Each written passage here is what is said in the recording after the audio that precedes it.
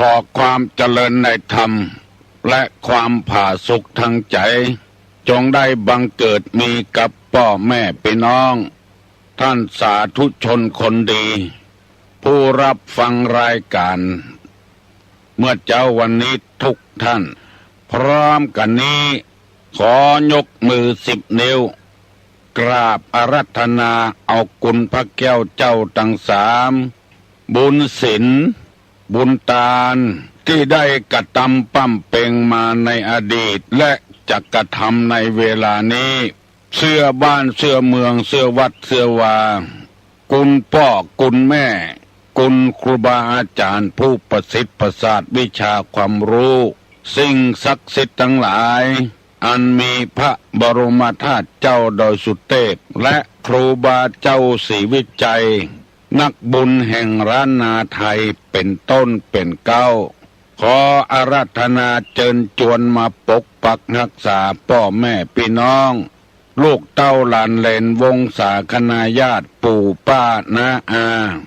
มิตรแก้วสหายพ่อหนานพ่อน้อยพ่ออุ้ยไม่อุ้ยท่านสาธุชนคนดีผู้รับฟังรายการนี้ทุกท่านขอให้ท่านทั้งหลายมีความสุขกายมีความสุขใจเหมือนกันกูคู่กูคนตลอดกาลนานวันนี้ก็เหมือนกูวันที่ท่านทั้งหลายอยู่บ้านอยู่จองตั้งอกตั้งใจใคร่ฟังการเอาธรรมะในพระพุทธศาสนามาบรรยายเพื่อท่านทั้งหลายได้ฟังขอขอบคุณและยินดีกับกุคนที่มาเยี่ยมมาเยียนถึงวัดถึงวาอยู่ไกลแต่บ่เคยหันหน้าหันตาเป็นลูกศิษย์ลูกหาเคารพนับถือกันโดยตรงเพราะการได้ฟังธรรมะจะได้ก็ตามเตอะพี่น้องทั้งหลายเฮ้ยก่อนที่จะได้ฟังธรรมะต่อไปนี้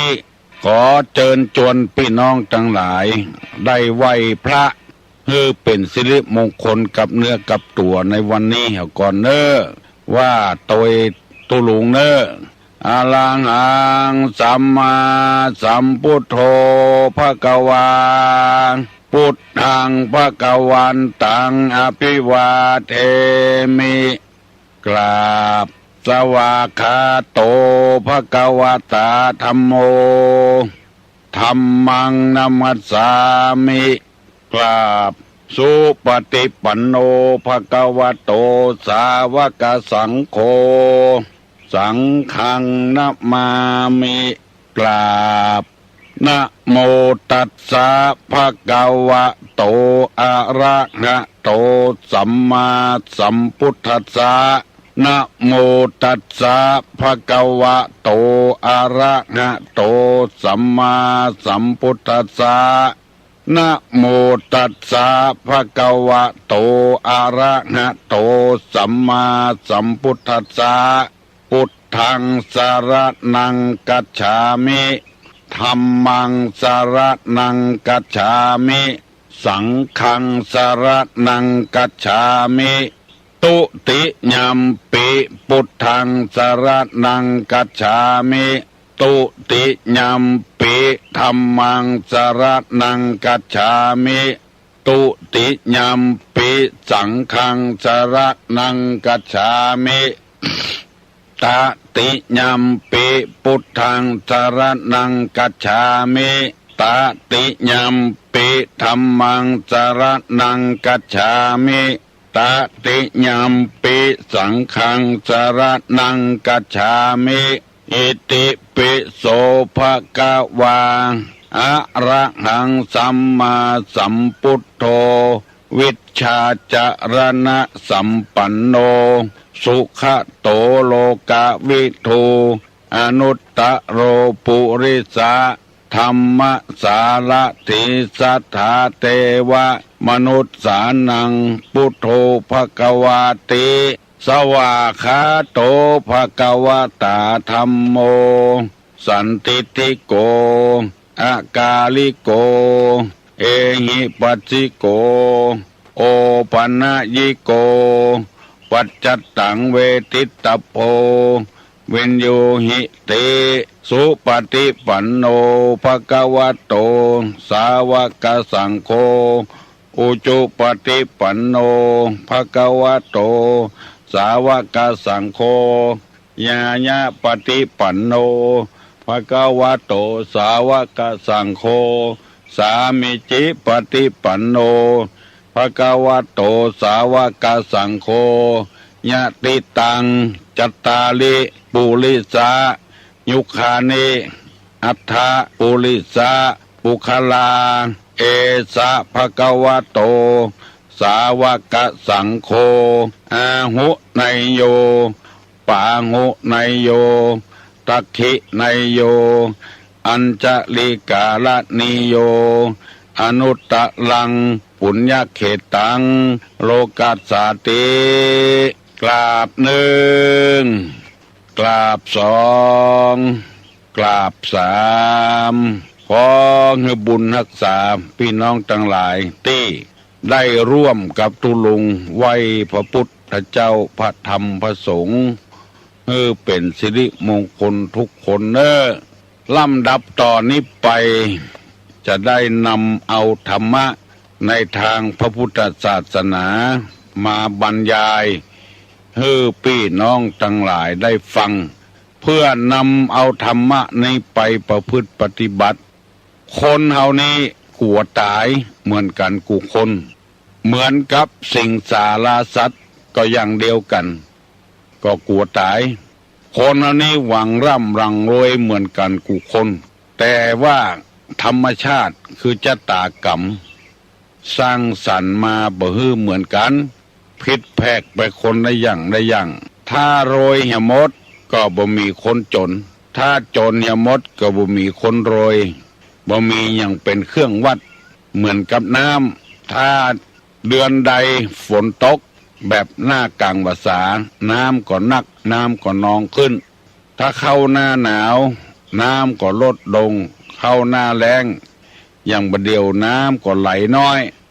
เอายามมันว่าเอาเวลามันว่าเอาความขยันมันเพียรมันว่าจะไปฮื้อเหมือนกันหมดก็บ่ม่วนพี่น้องทั้งหลายลองสังเกตพอที่ใดถ้ามีคนโรยเหี่ยหมดบ่ใครยอมหัวกันบ่ฟ้อยฟังกำกันใจการบ่ได้มีการมีงานจะมาล้างถ้วยล้างจานมาช่วยดาขันโตกช่วยเนี่ยว่าเนี่ยกินมาได้เพราะต่างคนต่างโรยเหี่ยหมดจนได้ไปซื้อของเปิ้นมากินบ่ช่วยกัน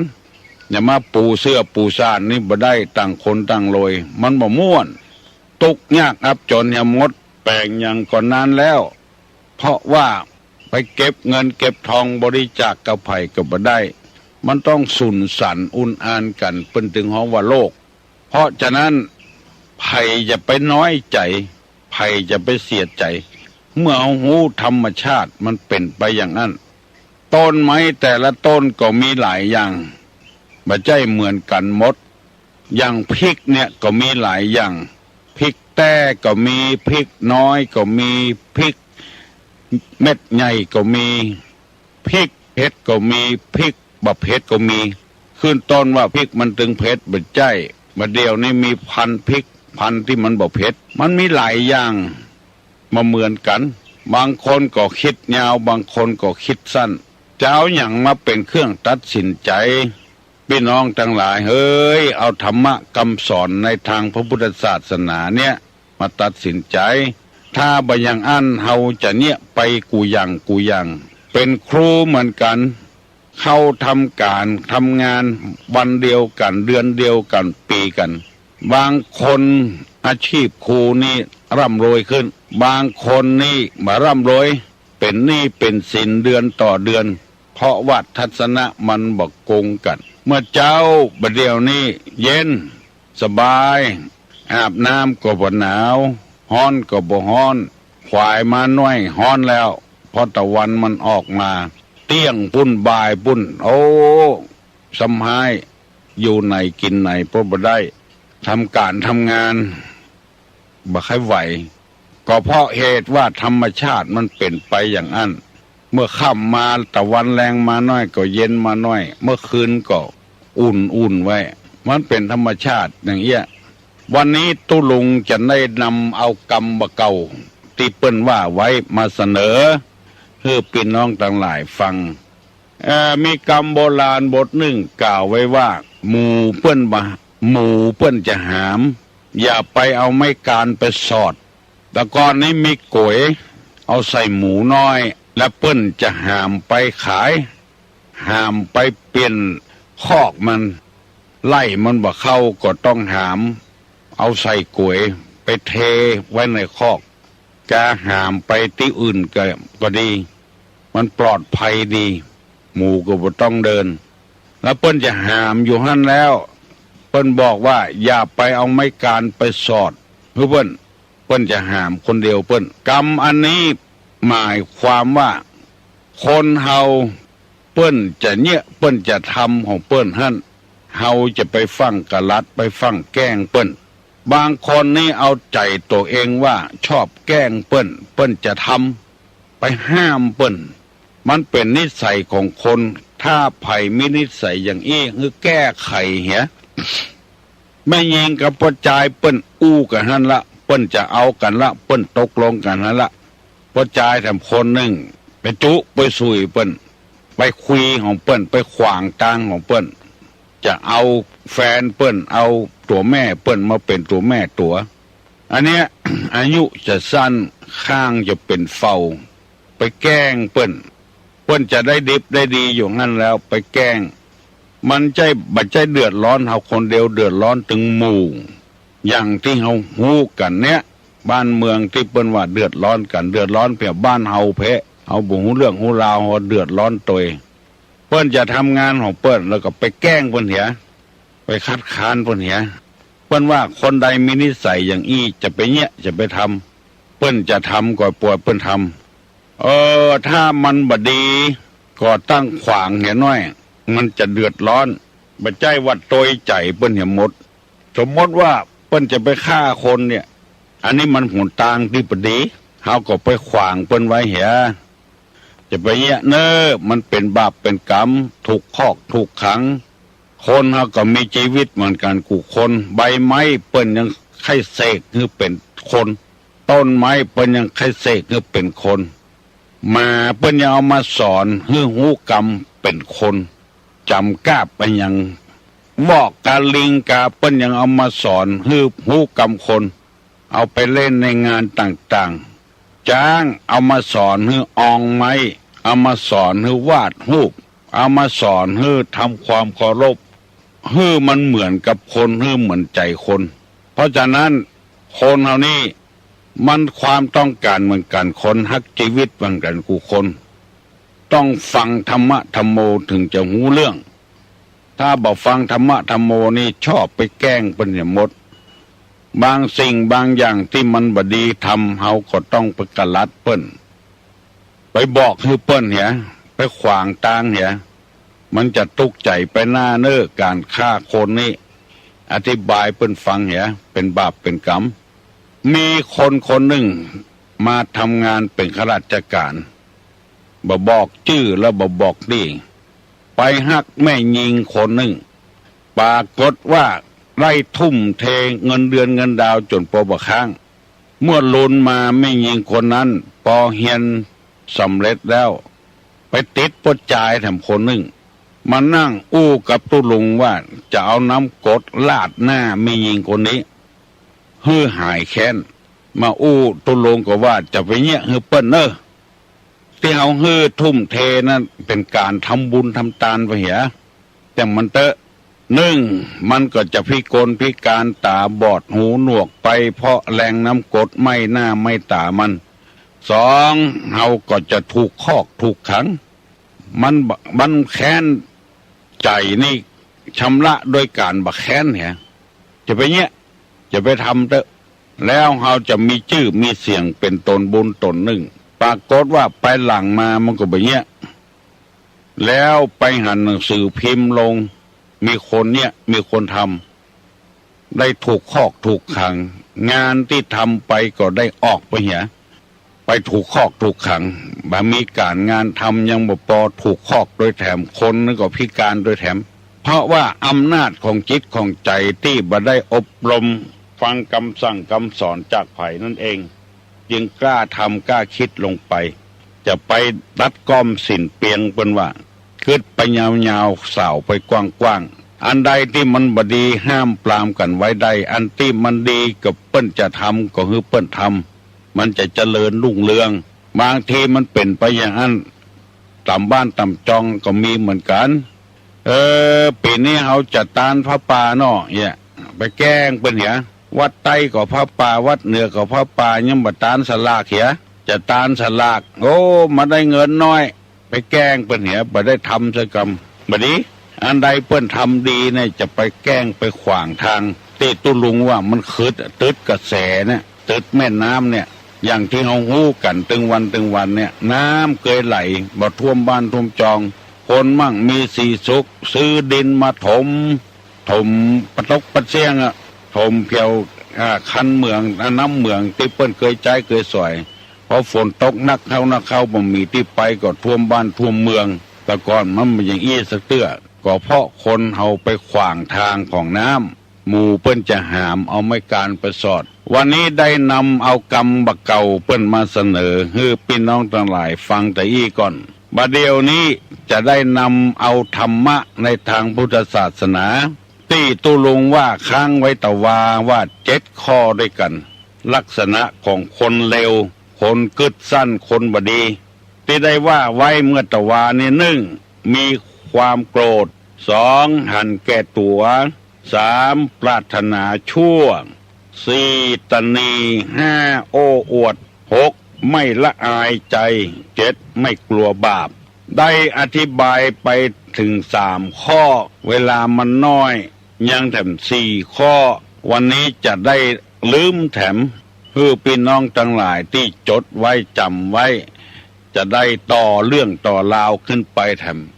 คำว่ามักโกรธก็อธิบายไปแล้วหันแก่ตัวอธิบายไปแล้วปรารถนาชั่วก็อธิบายไปแล้ว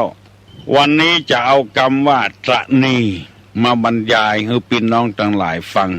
คนตระหนี่นี้เป็นนิสัยของคนเลวกินหองเปิ้นไว้ของตัวธรรมชาติหน้าฝนบ่ตกก่อนนี้ก็ชื่อว่าตระหนี่หน้าฝนแล้วฝนบ่ตก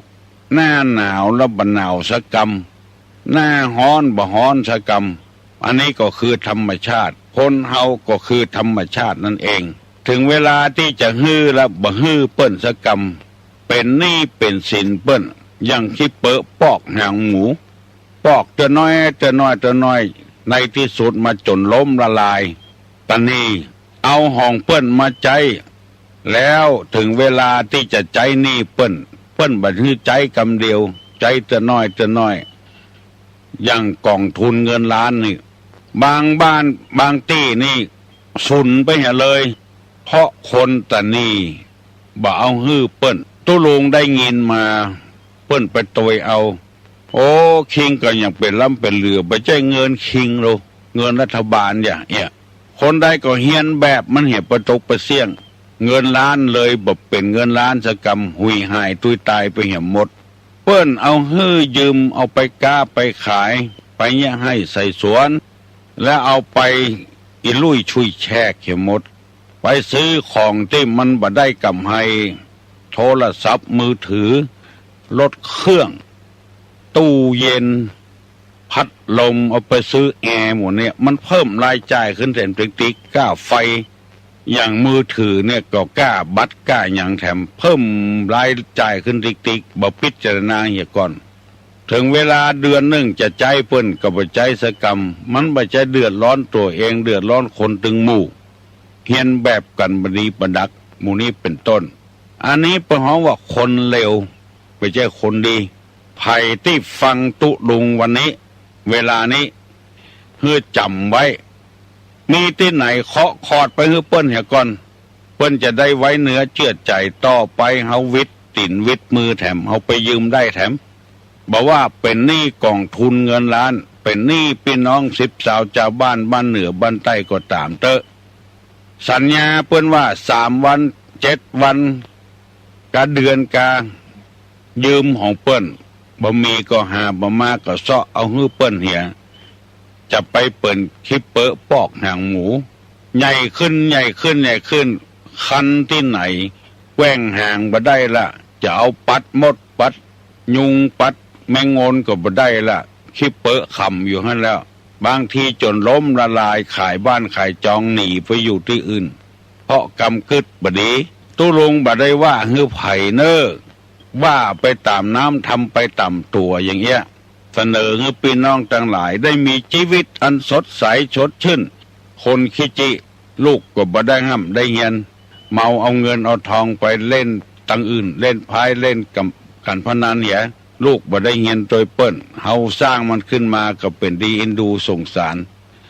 นี่เรียกว่าตานีนี่เป็นมลทินอันหนึ่งแล้วก็เป็นลักษณะของคนเลวภัยไข้ดีใครคือเป็นคนดีจะไปทำ1โกรธ2หันแก่ตัว3ปรารถนาชั่ว4ตะนี5โอ้อวด อวดตัวของยังบ่มาเตื้อ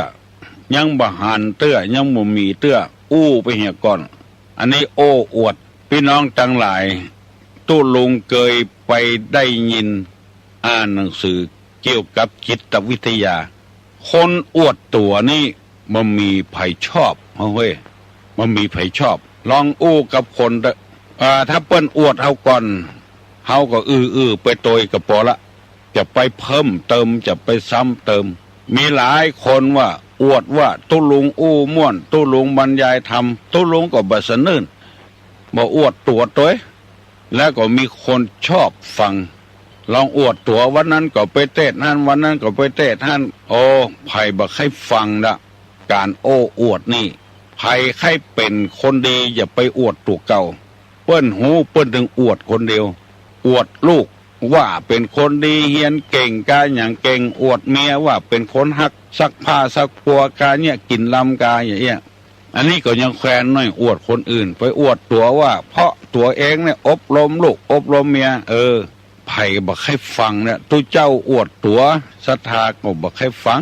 อู้ซื่อๆเนี่ยมันก็เนี่ยได้กะไปทอดกฐินทอดพระป่าจะทอดวันกี่กล่องก็ได้กะบ้านก็บ่ได้เจ้าเข้าก็บ่ได้ซื้อก็ทุกของเปิ้นโลไปตานั่นตานี่อวดตัวไปตานก็ตานนั่นตะบาถ้าว่าอย่างสักอย่างเปิ้นตึงหูคนเดียวเปิ้นว่าเฮาเป็นคนใจบุญที่หั่นก็ไปที่นี่ก็ไปจำไว้เนอะลักษณะนี้เป็นลักษณะของคนเลวไม่ใช่ดี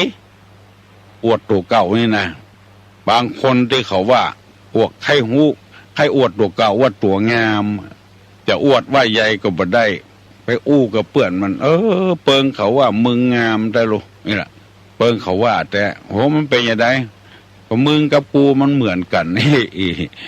ใครอวดตัวว่าตัวงาม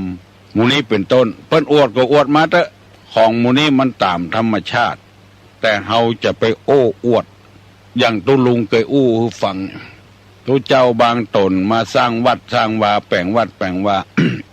ตุลุงได้ยินแล้วก็มันโผนท้องเนี่ยเมื่อผมมาไม่มีอะไรสักอย่างเลย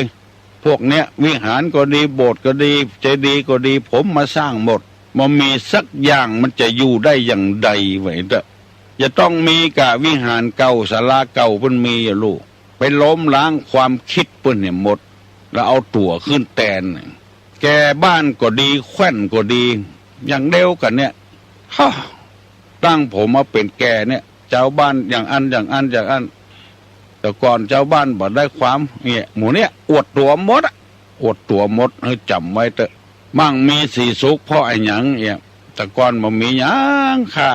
ผ้าติดเนื้อเสื้อติดตัวแล้วก็ประเด็นนี้มั่งมีสีสุขไปอวดตัวเก่าถูกหวยไล่ไปบอกให้เปิ้นควายบ้านขวดจองนิสัยอย่างอี้เปิ้นฮ้องว่านิสัยของคนเลวโอ้อวด1มักโกรธ2เห็นแก่ตัว3ปรารถนาชั่ว4ตนี5มักอวด6ไม่ละอายใจจะทำไอ้หยังไปจะพูดไอ้หยังจะคิดไอ้หยังไปบละอายตัวเก่าฐานะของตัวมอกใดเป็นจังใดบละอายแก่ตัวแล้วก็ไปเอาตัวไปเทียมเปิ้นเหมือนกับเปิ้น คนเฮาถ้าอายแก่ใจแล้วบักกล้าอู้บักกล้าว่ามีความหู้เต้าห่างอึ่งนี่เอี่ยวไปประกาศโฆษณาไปเตะไปอย่างเปิ้นถามเข้าโจรมดอันนี้ฮ้องกันว่า ไม่ละอายแก่ใจเปิ้นมั่งมีสีสุขเหลือเฮาก่อนเปิ้นหูเหลือเฮาก่อนบางทีเป็นด็อกเตอร์ซ้ำเปิ้นบอกปากตัวใดแต่เฮานี่ปากนักอู้นักหูประตกประเสียงอันนี้ก็เป็นคนเลวเปิ้นว่าคนเลวและทำกรรมหนึ่งเป็นกรรมสุดท้ายแล้วบักกัวบาปบักกัวบาปคำว่าบาปนี่ก็คือความชั่วกล้าทำในความชั่วในทางที่บดีบักกัวบาปเป็นคนเลวดังที่ตุลงนำเสนอไปแต่เจ้าว่า เนี่ยอย่างบักกัวบาปหมู่เปิ้นจะหามเอาไม้การไปสอดเนี่ยบักกัวบาปคิดบดีบดักคิดจะลักของเปิ้นคิดจะฆ่าเปิ้นคิดจะโกงของเปิ้นคิดจะทำลายเปิ้นคิดจะทำลายตัวเก่าคิดว่าจะฆ่าตัวเก่ากินยาตายวิตลงตึกอันอย่างโมเนี่ยคือบาปร้อนๆไม่ใช่บุญคิดสั้นเป็นนิสัยของคนเลวเปิ้นว่าเขาซ้ำเขาเติมเขาบอวดถ้าไปตายในสงครามปุ้นที่เปิ้นขับขันปุ้นอันนั้นเปิ้นก่อหูบไว้ให้ทำก่อนกล้าตายเป็นทหารกล้าตายโดยบัดจำเป็นนี่จะไปเนี่ยจะไปทำโลกนี้ปัจจัยของไผสักคนจะไปเบื่อโลกโคนหูหนวกบ่ได้ยินสักอย่างยังอยู่ได้ตายจนหมดกรรมหมดเวรคนตาบอดบาหันในยังสักอย่างเปิ้นยังอยู่ได้ทำความดีไปเรื่อยๆเปิ้นเอาเมียได้มีลูกได้แขนหักขาหักเป็นปากบิดปากเบี้ยวในทีวีเปิ้นถึงลงเปิ้นยังอยู่ได้ไข้หัวยิ้มแย้มแจ่มใสในโลกได้เปิ้นบ่คิดสั้น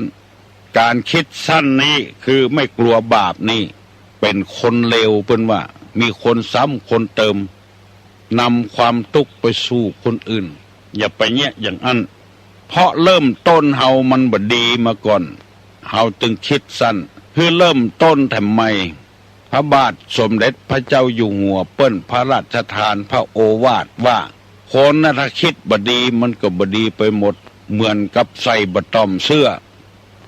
ถ้าใส่เม็ดแรกแก่นแรกมันผิด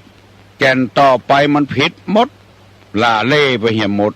ถ้าเม็ดแรกแก่นแรกมันใส่หูมันถูกแก่นบนหูต่อไปมันถูกหมดคนคิดบ่ดีนี่เป็นคนเลว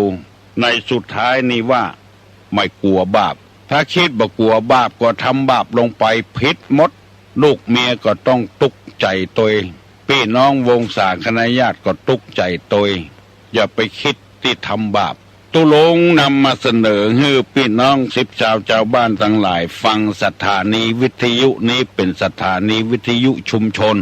เพื่อให้ชุมชนเฮาอยู่อย่างเข้มแข็งอย่างสบายบ่ให้ทุกอกทุกใจบ่มีอย่างอื่นมาตัดสินแล้วความทุกอกทุกใจนี่มีธรรมะคำสั่งสอนในทางพระพุทธศาสนาทั้งนั้นจะไปมุ่งหวังว่าเป็นคนรวยใครได้เงินใครได้ทองอย่างเดียวเพื่อเอาทรัพย์ภายในเนี่ยคือธรรมะธรรมโมเนี่ยเป็นใหญ่เป็นโตกว่าเงินกว่าทองเงินทองนี่สามารถทำให้คนมีความโกรธได้หันแก่ตัวได้ปรารถนาชั่วได้ตัณนีได้โอ้อวดได้บละอายแก่ใจได้บ่กลัวบาปทำให้เป็นคนเลวใน7 ข้อที่ตุลุงได้นำมาเสนอเพราะได้เรียนมาได้ศึกษาเล่าเรียนมาจากครูบาอาจารย์จากหนังสือที่เปิ้นพิมพ์แจกเขียนแจกในงานต่างๆตุลุงจำได้ก็นำมาเสนอให้พี่น้องทั้งหลายฟังบางคนฟังแล้วโอ้ถูกต้องแต่ตุลุงคือเปิ้นเขียนไว้เปิ้นตุลุงก็นำมาเสนอให้ฟังให้มันถูกต้องให้ฟังง่ายใจง่ายกินง่ายอันเนี้ยเติมบันว่าลากหญ้าเศรษฐกิจเพียงพอเนี่ยเฮาบ่เข้าใจว่าเศรษฐกิจเพียงพออย่างใดบ้านเฮาก็มีอยู่เข้าเฮาก็มีกินลูกก็มีเมียก็มีนัตตี้มีความสุขแล้วยังบ่สุขเตื้อเพราะมันบ่เพียงพอ ใครได้แถมอย่างเงี้ยได้โดยธรรมชาตินี่บ่เป็นอย่างได้ทางลัดนี่มันบ่ดีได้ทางลัดนี่ไปก้าของเถื่อนนี่จะไปเงี้ยถ้าเงี้ยลงไปแล้วก็อย่างที่ว่าน่ะกระดุมเม็ดแรกมันผิดละเม็ดต่อไปมันผิดทำถ้าคิดบ่ดีใส่เปิ้นแล้วก็ต่อไปมันบ่ดีไปประตกประเสียงถ้าคิดมันถูกต้องตามน้ำตามธรรมแล้วมันถูกไปหมดพี่น้องญาติกาวงศาของตู้ลุงที่ฟังรายการนี้จะไปคิดผิดแต่ไปคำตัวผิดการโอ้อวดตัวว่าได้จำศีลกินทานได้เปตตาภาวนาอย่างนี้บ่ใช่ทางดีอันนี้เป็นว่าลักษณะของคนเลวโอ้อวดตัวมันผิดประตกประเสียงถ้าคิดผิดแล้วปากก็ผิดใจก็ผิดตัวก็ทำผิดลงไปถ้าคิดถูกมันถูกประตกประเสียงในทางศาสนานี่สอนให้คนทำถูกโอ้อู้ไปอู้มาเดี๋ยวนี้6 โมงกับ35กับเกือบ40 นาทีแล้วไผ่ที่ยังบ่ลุกเห็นลูกเจ้าได้เปรียบเปิ้นล้างหน้าล้างตาอาบน้ำอาบหนองน้ำก็บ่เค็มอย่างบ้านเปิ้นเมืองเปิ้นนี่เอาล้อไปใส่เอาเป็นตี้ของเฮานี่เปเลอะเปเตออาบน้ำชำระกายให้มันสดชื่นแล้วมาฟังธรรมะธรรมโมตุลุงขอประชาสัมพันธ์แถมกำเนิดไผ่มีเสื้อมีผ้าที่ใจได้อยู่ระบใจแล้วซักสีใส่กล่องอย่าเอามามอบให้ตุลุงนี่เปิ้นต้องการผ้าปัวแล้วขอประชาสัมพันธ์แถมมีคนฟังวิทยุว่าเปิ้นจะบวชฤดูร้อนที่วัดดอนแก้วแต่ว่านี่มีไอ้น้องชื่ออย่างหุตุลุงลืมไปละเปิ้นบอกเป็นคนลำปางเป็นคนเกาะคาได้ยินตุลุงประกาศเอาเสื้อผ้ามาหอมยังบ่ปอกก็เอาสตางค์มาหอมในการบวชฤดูร้อนขออนุโมทนาสาธุโดยประเดี๋ยวนี้อยู่บ้านบกคกน้อยว่าได้ยินได้ฟังตุลุงมาเมินละศรัทธาเลื่อมใสตุลุงอธิบายธรรมะมันสบับลากหญ้าฟังแล้วมันเข้าใจอันนี้ไม่ใช่อวดตัวนะไม่ใช่โอ้อวดนะเปิ้นว่านะแล้วก็ค่ายหันหน้าตัวเอาสตางค์มาหอมการบวชฤดูร้อนต่อใดก็ได้เนอะพี่น้องทั้งหลายแล้ววันที่13ลูกศิษย์ลูกหาจะจัดงานวันเกิดให้ตุลุงครบ6 รอบ12/6/72ปึ้งหมาให้เชิญชวนพี่น้องสถานาบุญทั้งหลายที่ฟังรายการตุลุงนี่อยู่ใกล้ก็จ้างอยู่ไกลก็จ้างมาห่วมสืบชะตานะมาห่วมสืบชะตาบ่าวอย่างมาก็ได้ผ้าติดเนื้อเสื้อติดตัวมาก็ได้หรือจะมาหอมทำบุญก็เบาห้ามอย่างสักอย่างบ่ห้ามกันอย่างสักอย่างใครฮือมาร่วมมาพ่อมากอยเป้เฮาทำกันมาถึงวันก็เพาะไปหั่นตัวอย่างเปิ้นและตัวอย่างนี้ใครฮือมันสืบต่อไปแถมมันดีแล้วบางท่านก็มีจิตศรัทธาแป่งเข้าแป่งอาหารมาเรียกว่าโรงทานไปใครกินก็กินหมู่นี้เป็นต้นวันที่13เนอะถ้ามาได้ก็คือมาถ้าอยู่ใกล้ๆในวันที่12 บ่าย 2 โมงมีสวดสะเดาะเคราะห์เอาผ้าเอาครัวมาเอาเชือกหมูเชือกงัวเชือกควายที่มันแห่มาปัดเคราะห์ปัดภัยตัวกันโบราณเปิ้นทำเขาก็ฮื้อมันสืบต่อไปมันดีถ้ามันบ่ดีเขาก็บ่ทำมีจิตมีใจมีศรัทธาเลื่อมใสก็ฮื้อปากกันมาถ้ายังมาบ่ได้เตื้อก็บ่คมบ่เคกันประชาธิปไตยนะมาก็ได้บ่มาก็ได้ลูกศิษย์ลูกหาบอกฮื้อตุลุงประกาศบ่ได้ว่าจะมีการมีงานเตื้อลูกศิษย์ลูกหาศรัทธาที่ศรัทธาเลื่อมใสฟังรายการบ่ฮู้มันก็บ่ดีของบ่ไขไผก็บ่ฮู้เป็นคนดีนะอันใดดีๆก็ประกาศให้กันฮู้ได้รับทราบโดยกันฮัลโหลครับวันเกิดของหลวงพ่อถือเป็นวัฒนธรรมประเพณีธรรมกันมาเบิ่งนะครับอธิษฐานหลวงพ่ พ่อได้มีอายุมั่นขวัญยืนเป็นมิ่งขวัญเป็นล่มโพล่มไทรของลูกศิษย์ลูกหาและศรัทธาศาสนิกชนทั้งหลายนะครับ มาร่วมมานุ่งโมทนาโดยขอยินดีทางคณะศรัทธาบ้านศาลาทุกหลังคาเรือนยินดีกับพี่น้องศรัทธาทุกทิศที่ได้มาร่วมด้วยนะครับครับขออนุโมทนาด้วยวันที่12นั่นก็วันสะเดาะเคราะห์ใหญ่แล้วก็วันที่13สืบชะตาหลวงเราทำบุญที่นิมนต์พระสังฆและเจ้าจำนวน140 กว่ารูปนั้นก็จะได้มีการเลี้ยงเพลด้วยก็ว่าเป็นกรณีพิเศษนะครับที่ลูกศิษย์ลูกหาและศรัทธาญาติโยมได้กระทำบำเพ็ญมาทุกปีปีนี้72ลูกศิษย์ลูกหาพระศรัทธาโอ้บนฟังละ72ครับขออนุโมทนาด้วยนะครับครับอันที่เสียงที่ว่าตะกี้เป็นเสียงของพระครูคำมุลวรธรรมโมตุเจ้ามุลลูกศิษย์ของวัดเป็นรองเจ้าอาวาสวัดโสภณารามขอประกาศให้รับทราบพี่น้องบ้านศาลาบ้านป่าแงะบ้านสันเมืองบ้านดอนแก้ว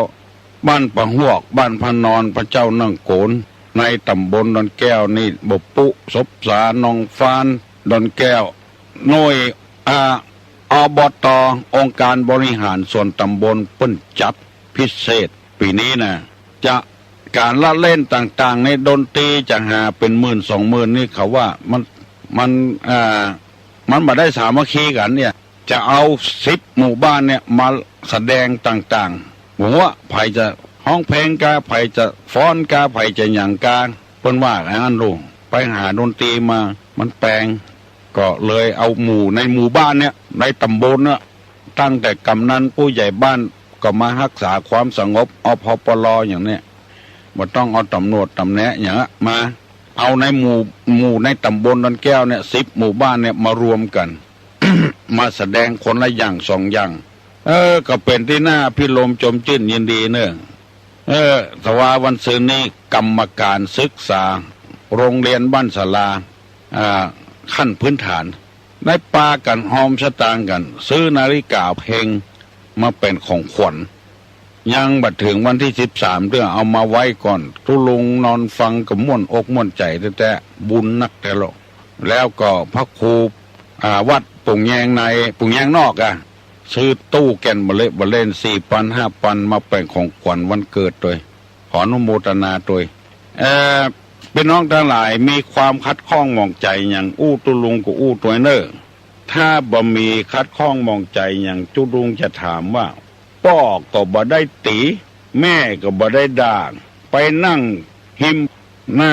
บุตรซึ่งปึ้งหน้าดูยี่ฮัลโหลครับครับไม่จ๋าครับเรื่องที่ว่าเขาจะไปหอมลงทานเขาไปติดต่อที่ไหนครับมาติดต่อที่วัดนี่กันครับมาติดต่อที่วัดเนี่ยเป็นน้ำเป็นเงินก็ได้ครับน้องเป็นน้ำก็ได้ข้าวต้มขนมของได้หมดครับยินดีเนอะครับผมจะมาห่วมกับตุลุงแหละครับตาน้ำเป็นเศรษฐีลูก ยินดีติดต่อที่วัดติดต่อไผก็ได้ครับผมโดยเฉพาะอย่างยิ่งแม่ครัวเนอะมีดังก้นตูวิหารนะเข้าไปหาปุ้นเตอะเพื่อเปิ้นจดชื่อไว้จะได้ประกาศครับยินดีเนอะครับเป็นน้ำนี่ก็มีหลายเจ้าได้มาติดต่อพ่อกบดาแม่กบตีไปนั่งหน้าตายู่ยี่อยู่หิมป่าไอ้อย่างไปนั่งอยู่ชายป่าทำหน้ายู่ยี่พ่อไม่ได้ตีแม่ก็ไม่ด่าเข้าอยู่ชายป่าทำหน้ายู่ยี่ไอ้อย่างพ่อก็ว่าอย่างแม่ก็ไม่เนี่ยว่าอย่างไปทำหน้าซื่ออยู่ อยู่ในป่าไอ้อย่างไปตอบได้ตอบเนอะ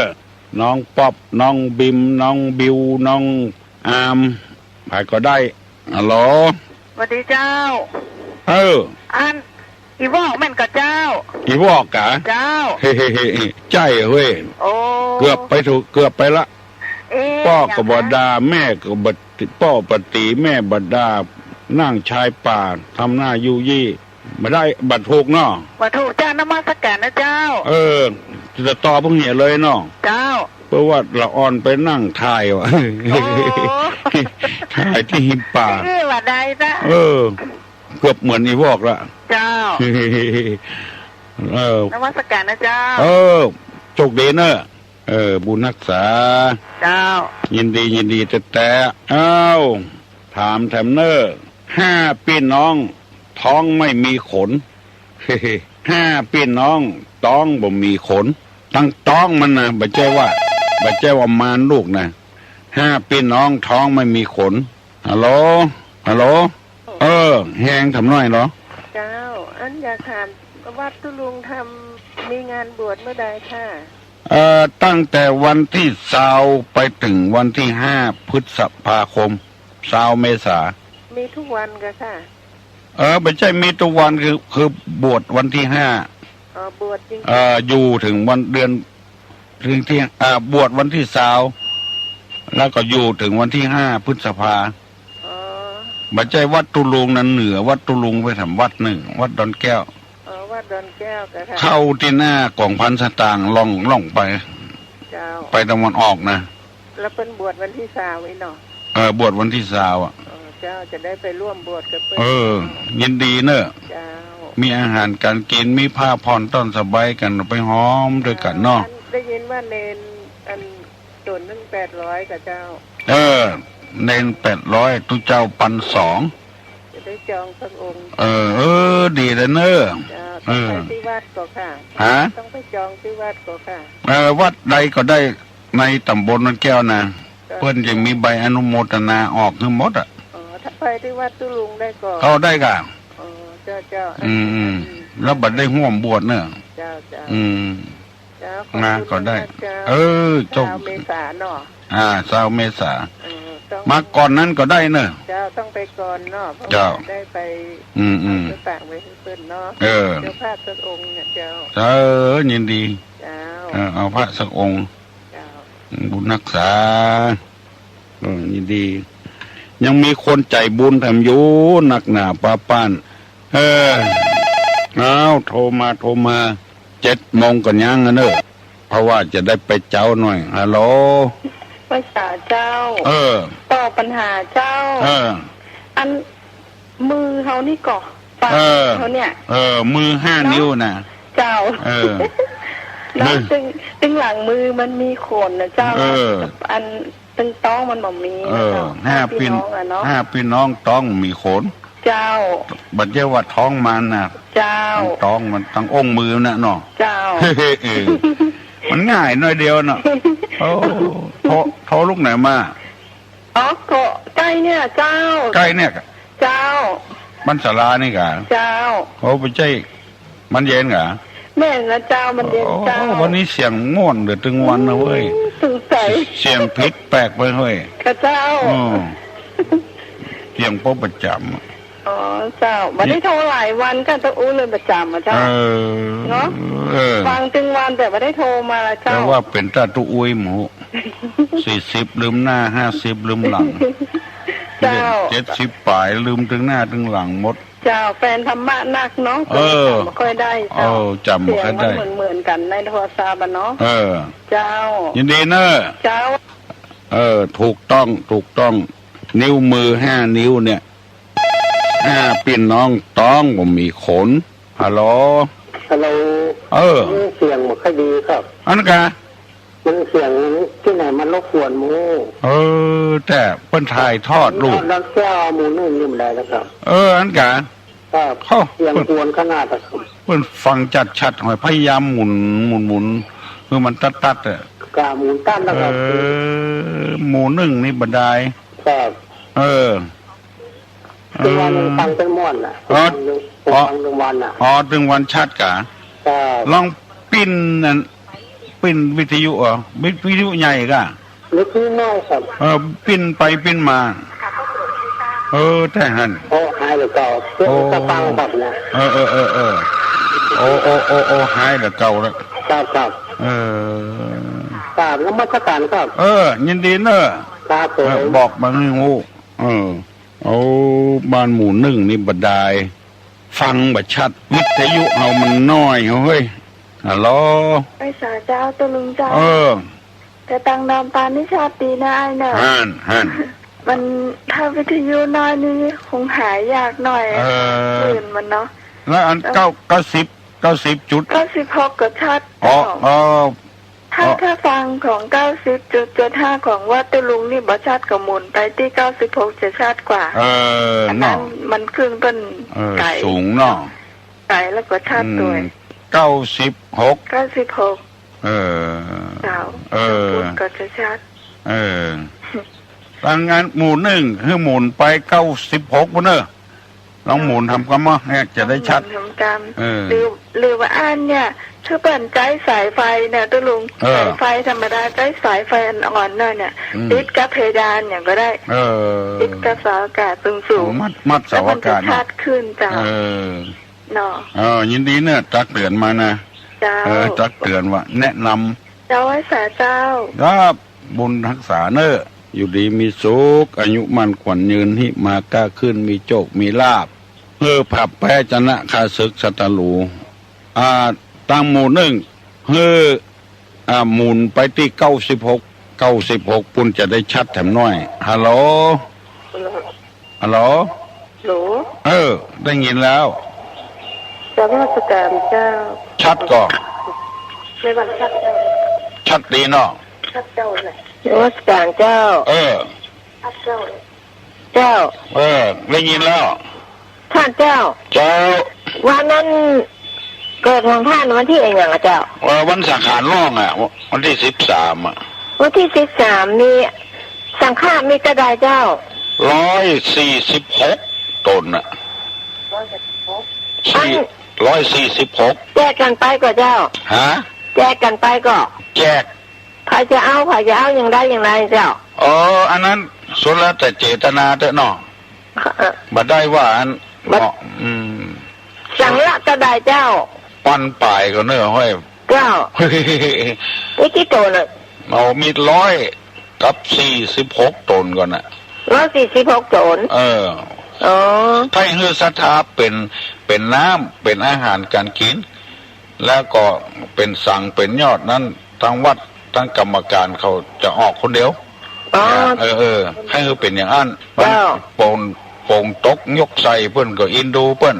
ปีใหม่นี่ใจจ่ายนักถ้าจะเป็นเจ้าศรัทธาก็ได้ตุลุงก็แปลงสั่งละปันแต่จะได้เจ้ายอดมันนะปัน5พวกก็ปัน2เขาบอกว่าอันจะเอาเป็นยอดก็ได้เป็นสั่งก็ได้เจ้าสั่งแล้วก็ปัน2เหมือนกันสั่งปัน2ยอดปัน2ไม่ได้เจ้าจะไปหอมยินดีเนอะจะหอมน้ำหอมไฟจะหอมน้ำหอมอาหารเนี่ยเนาะน่ากะเอาตรงนั้นเถอะ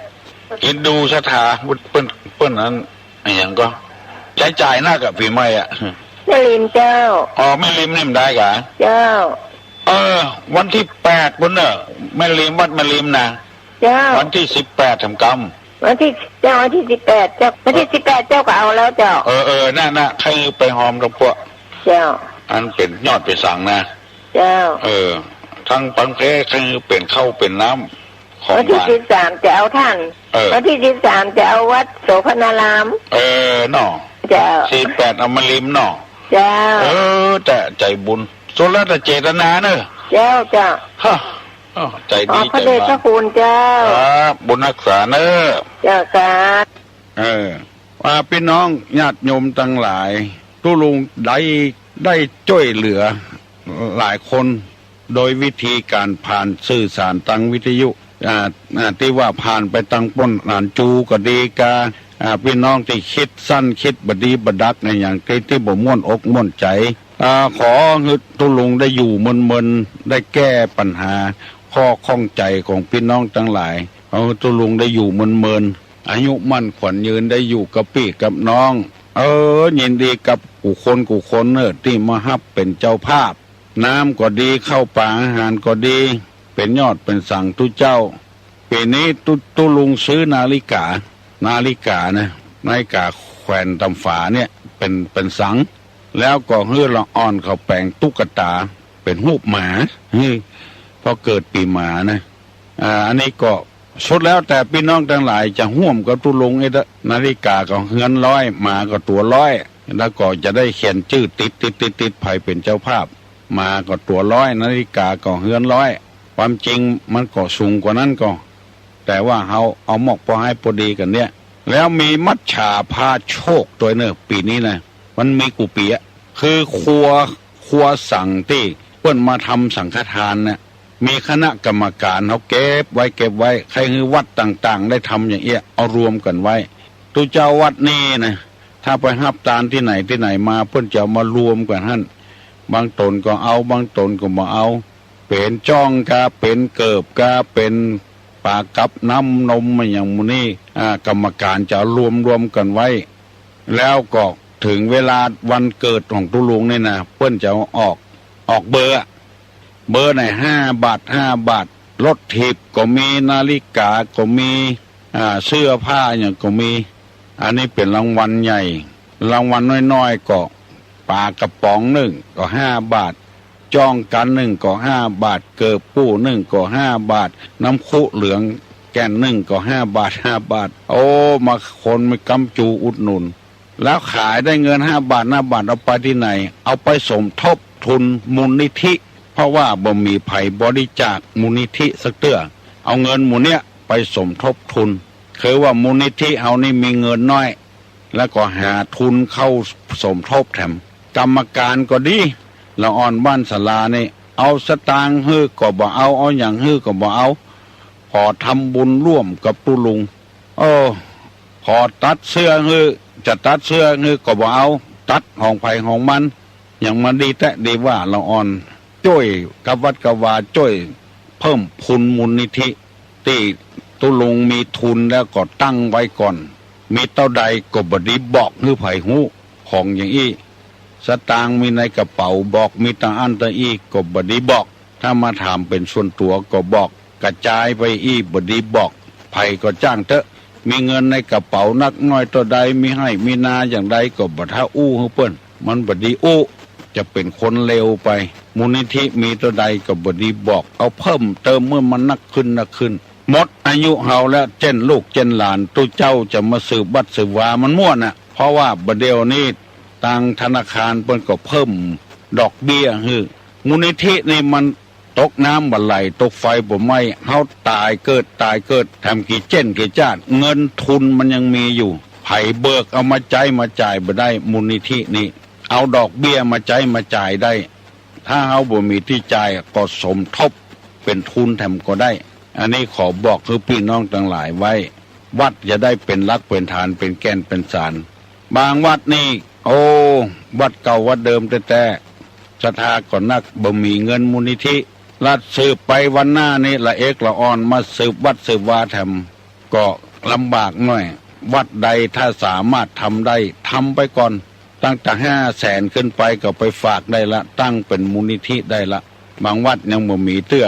ล้มละลายไปเหตุก็มีถ้าเฮาตั้งมูลนิธิมันบ่ล้มละลายเอาละเน้อพี่น้องทั้งหลายบัดนี้7:00 นนะตุลุงย่างเหี่ยก่อนเน้อขอให้พี่น้องทั้งหลายได้ตั้งอกตั้งใจฟังไปถึงวัน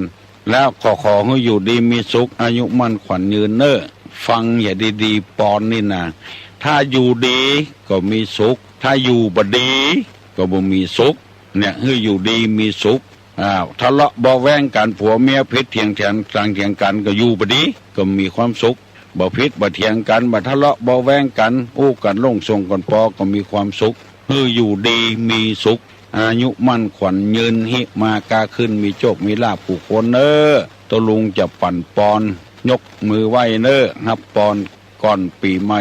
นี่จะได้หมดทุกข์หมดโศกสัพปีติโยวิวัจจันตุสัพพะโรโกวินัสสตุมาเตภวะตวนตะรายโยสุขีทีขายุโกภวะอภิวาทนาสีริสานิจังวุธาปจายโนจตตารโลธรรมาวัฏันติอายุวันโนสุขัง